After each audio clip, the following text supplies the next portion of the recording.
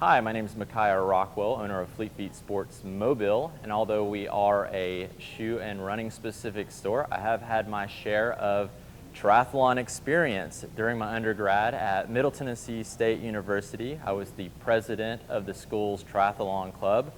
Going from there, I ended up doing 9 years of triathlon and becoming a triathlon coach. Here are some tips I would highly recommend for you. Number one, I want you to be as stress-free as possible. So in doing that, make sure that you have all of your gear, possibly a gear checklist, and arrive early in the morning. Going off of that, for number two, whenever you arrive early in the morning, make sure that you're checking in. If you have any questions, ask the staff. Before you enter into transition, you will be getting a number, and that could be a really good time to do it. Tip number three, once you're inside the transition area, you should have been marked on the way in. Going from your checklist, you should have your running shoes, cycling shoes, swim cap, goggles, and bib number. Tip number four, when you're in the transition area, it's a really good idea to walk from the entrance of the transition to your gear, to the exit, and back. This will just help you remember the motions to go through once you're in the race. Tip number five, hydration. It's going to be very important to keep your fluid levels up along with your electrolyte levels. Drinking just pure water isn't necessarily going to cut it in this type of heat that we have here.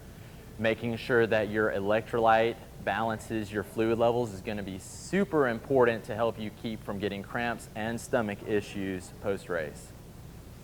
During my 9 years of triathlon experience, what came in very handy for me, especially traveling out of town, was a gear check the night before. Not necessarily a workout, but doing a short run and a quick spin to make sure that your equipment is working properly.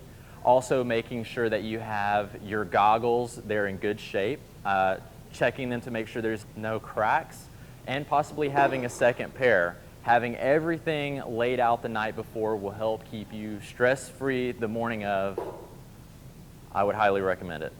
A really good tip for your transition area is having a transition spot identifier. The transition area will have numbers to identify each rack, but in the midst of 300 plus people, having something like a brightly colored towel, maybe even polka dotted, could help you identify your transition spot a little easier. Race day is a celebration of the training that you've done, and your very first triathlon is going to be very rewarding.